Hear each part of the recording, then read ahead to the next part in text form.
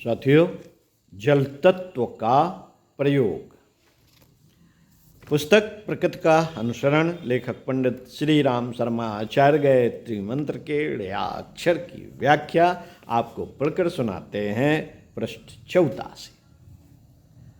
मनुष्य शरीर में जल का अंश 90% और अन्य तत्व 10% हैं। इससे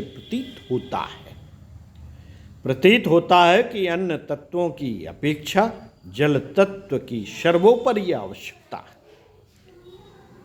इसके कम हो जाने से देह सूखने लगती है, नाड़ियां जकड़ने लगती हैं, हड्डियां निकल आती हैं, खून गाढ़ा हो जाता है और दाह, प्यास, खुश्की आदि के अनेक उपद्रव होने लगते हैं। जल शरीर को सींचता है। प्रतिदिन कई सेर पानी लोग पीते हैं ताकि शरीर में जल तत्व की स्थिरता रहे। ताजे जल में रहने वाले उपयोगी रासायनिक पदार्थों से शरीर का पोषण होता है। भीतरी अंगों में जो विकृतियां उत्पन्न होती हैं वे पसीना, मूत्र तथा अन्य मलों के साथ द्रव्य रूप में बाहर निकलती रहती हैं। जैसे वर्षा से पौधे प्रफुल्ल एवं चैतन्य होते हैं और पानी के अभाव में वे कुमलाने एवं सूखते हैं, वही हाल शरीर का है। पर्याप्त मात्रा में उचित विधि से यदि अंग प्रत्यंग को जल प्राप्त होता रहे तो शरीर की दृढ़ता एवं स्वस्थता ठीक प्रकार बनी रहती है।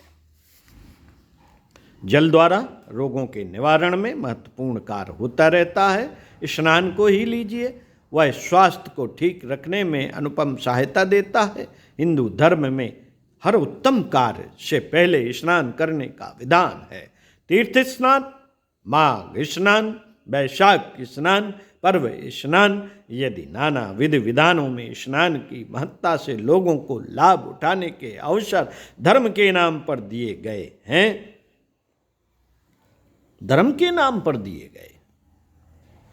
स्नान करना दैनिक कृत्य समझा जाता है। हिंदू बिना स्नान के भोजन नहीं करते। दैनिक कार्यक्रम में प्रातः काल से प्रारंभिक कार्यों में शौच के बाद स्नान का ही नंबर आता है। बिना भोजन किए रह सकते हैं पर बिना स्नान किए नहीं रह सकते।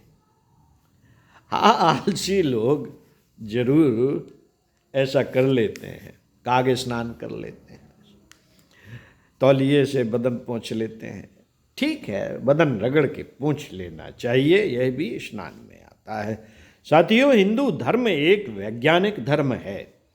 उसमें कहीं आचार विचारों को स्थान दिया गया है जो शारीरिक एवं मानसिक स्वास्थ्य के लिए उपयोगी एवं आवश्यक है। मित्रों, हिंदू धर्मशास्त्र अत्यंत प्राचीन काल से कहता आ रहा है कि अदिबिर गा अद भिर्गात्राणि शुद्धयन्ति, अर्थात शरीर की शुद्धि जल से होती है। देह में जो विकार दोष विष भरे हुए हैं उन अशुद्धियों को निकाल कर शुद्धता प्राप्त करनी है तो जल का उपयोग करो। इन शास्त्र वचनों पर लोग उतना ध्यान नहीं देते, पर जब साहस भी इस उपदेश का अनुसरण करने को बाध्य हुई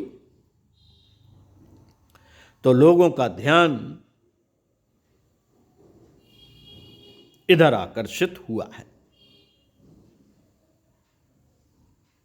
यूरोपीय ठंडे देशों में स्नान का उतना प्रचलन नहीं। ठंड के कारण वहां सब कोई रोज नहीं नहाते। उन्हें स्नान का महत्व भी मालूम न था, पर अब जबकि वहां हर बात की नए सिरे से वैज्ञानिक दृष्टिकोण से परीक्षा हो रही है, तब स्नान का महत्व भी उनके सामने आया। इसके लाभों को देखकर वे दंग रह गए। अब अनेक विद्वानों ने स्नान को जीवन मूरी बताया है और उसी के आधार पर जल चिकित्सा का आविष्कार करके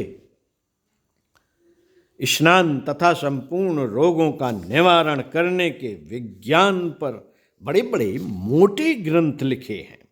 भारतवासी इस बात को निर्विवाद रूप से मानते आ रहे हैं और स्नान स्वास्थ्य के लिए बहुत ही उपयोगी है।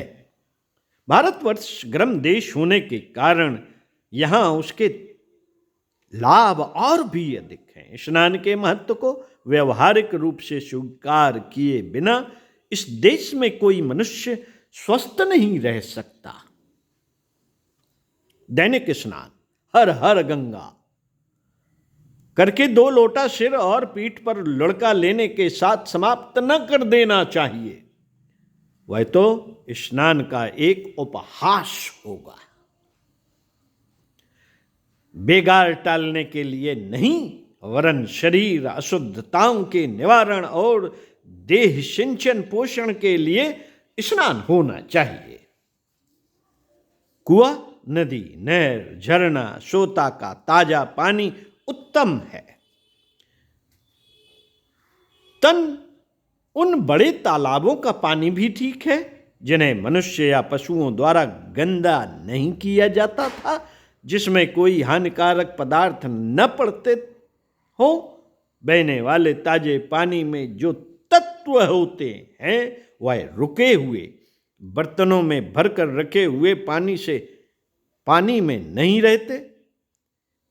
बीमारों की विशेष आवश्यकता को छोड़कर साधारणता सबको सहताप के ठंडे ताजे जल से स्नान करना चाहिए। हर ऋतु के लिए ऐसा पानी ठीक है। कई व्यक्ति जाड़े के दिनों में गर्म पानी में स्नान करते हैं, यह ठीक नहीं। जरूरत हो तो धूप में रखकर उसमें थोड़ी गर्मी लाई जा सकती है। सिर पर गर्म पानी डालना तो आंखों को नुकसान पहुंचाना है।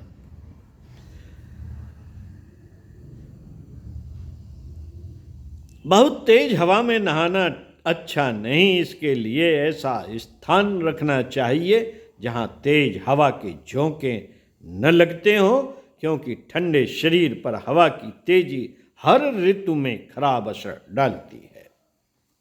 स्नान करते समय मोटे खुरदरे तौलिए से त्वचा को धीरे धीरे खूब रगड़ना चाहिए, जिससे चमड़ी लाल हो जाए। इस प्रकार घर्षण करने से देह के भीतर की गर्मी को उत्तेजना मिलती है। जैसे लोहे को गर्म करके पानी में डालकर लोहार लोग उसे मजबूत बना लेते हैं, उसी प्रकार घर्षण द्वारा गर्मी बढ़ाकर ठंडे जल से स्नान करने पर शरीर मजबूत होता है।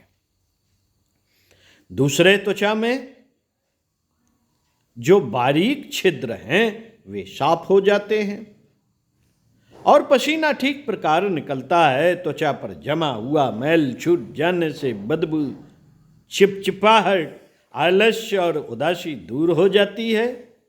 पीठ, रीढ़ की हड्डी, गर्दन, जंघाएं, गुप्त इंद्रियां आदि कुछ स्थान ऐसे हैं जिनकी स्वच्छता पर स्नान के समय उचित ध्यान नहीं दिया जाता। यह ठीक नहीं। हर एक अंग की सफाई पर पूरा ध्यान दिया जाना चाहिए। स्नान में जल्दबाजी से काम नहीं लेना चाहिए। धीरे धीरे प्रसन्नता पूर्वक हर अंग की उचित सफाई करते हुए नहाना चाहिए। स्नान के बाद शरीर को कपड़े से सुखा डालना चाहिए। जाड़े के दिनों में एक बार और अन्य ऋतुओं में सुबह शाम 2 बार स्नान करना चाहिए। स्नान की नियमित और उचित रीत से व्यवस्था रखने पर रोगों के आक्रमण से बहुत बड़ी रक्षा होती है। छोटे मोटे रोग तो बिना जाने ही इस उपचार से अपने आप अच्छे होते रहते हैं। फुहारे के नीचे बैठकर स्नान करने से क्रीड़ा, मनोरंजन और शीतलता अधिक प्राप्त होती है। नदी तालाब में तैरकर नहाना कई दृष्टियों से बहुत अच्छा है। 2-4 मेह पड़ जाने के बाद वर्षा में स्नान करना भी बड़ा आरामदायक होता है। मेह में ऐसी जगह न चाहिए जहाँ की मकान छप्पर आदि के गंदे छींटे न आते हों। इसके लिए मैदान या घर की सबसे ऊपर वाली छत ठीक रहती है। साथियों, इसी क्रम में आपको आगे पढ़कर सुनाएंगे वायु तत्व का उपयोग। पढ़ते रहिए कुछ अच्छा और सुनते रहिए कुछ अच्छा।